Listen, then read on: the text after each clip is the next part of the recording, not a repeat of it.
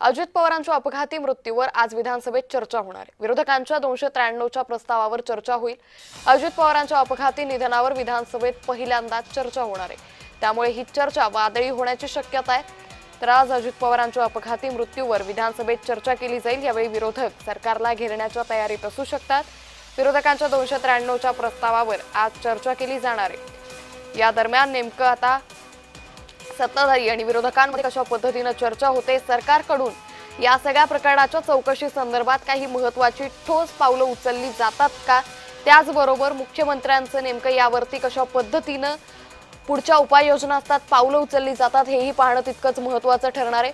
खरं तर आमदार रोहित पवार त्याचबरोबर अमोल मिटकरी राष्ट्रवादीच्या सर्व आमदारांकडून सातत्याने मुख्यमंत्र्यांकडे ही मागणी करण्यात आली होती की अजित पवारांच्या अपघातासंदर्भातली चौकशी ही निष्पक्षपणे व्हावी आणि या संदर्भात आता आज ज्यावेळी विधानसभेत या सगळ्या प्रकरणाची चौकशी केली जाणार आहे, ही चौकशी अंती नेमकी चर्चा कशा पद्धतीने होते हे पाहणं अतिशय महत्त्वाचं ठरणार आहे। गेल्या काही दिवसांपासून सातत्याने आमदार रोहित पवार, अमोल मिटकरी, राष्ट्रवादीचे सगळे आमदार या सगळ्या मुद्द्यावरती आक्रमक झाल्याचं पाहायला मिळालं होतं।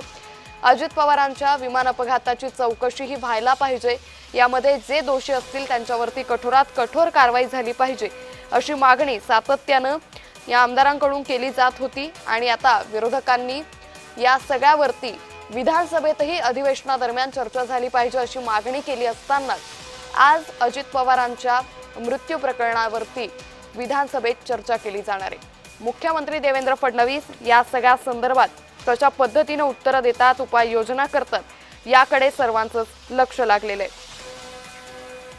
तर आज विरोधकांच्या 293च्या प्रस्तावावर चर्चा केली जाणार आहे। या संदर्भात अधिक माहिती घेऊयात आमचे प्रतिनिधी मनोज दळाळकर यांच्याकडून। मनोज, आज अजित पवारांच्या अपघाती मृत्यूवर विधानसभेत चर्चा होणार आहे, काय अधिक माहिती? बरोबर, अर्थसंकल्पीय अधिवेशन सुरू आहे आणि या अर्थसंकल्प अधिवेशनाच्या अगोदर आपण बघितलं उपमुख्यमंत्री अजित पवार यांचं विमान दुर्घटनेमध्ये निधन झालेलं होतं आणि त्यानंतर आपण बघितलं अर्थसंकल्प हा मुख्यमंत्री देवेंद्र फडणवीस यांनी मांडला आणि त्यानंतर आता 293 वरती अजित पवार यांच्या अपघाती मृत्यूवरती आज विधानसभेमध्ये चर्चा होणार आहे। आणि आपण बघितलं सातत्याने रोहित पवार यांचा पाठपुरावा सतत आपण पत्रकार परिषद देखील घेतली, तसंच जय पवार यांनी देखील एक फोटो या ठिकाणी ट्विट केलेला होता आणि त्यानंतर आज अजित पवार यांच्या निधनावरती अर्थसंकल्प विधानसभेमध्ये चर्चा होणार आहे। आणि या चर्चेमध्ये कशा पद्धतीने चर्चा केली जाते, जे जे वेगळे मुद्दे आपण रोहित पवार यांनी मांडले ते मुद्दे देखील या ठिकाणी चर्चेले जातात का? निश्चित मनोज, काही वेळासाठी तुम्हाला थांबवते।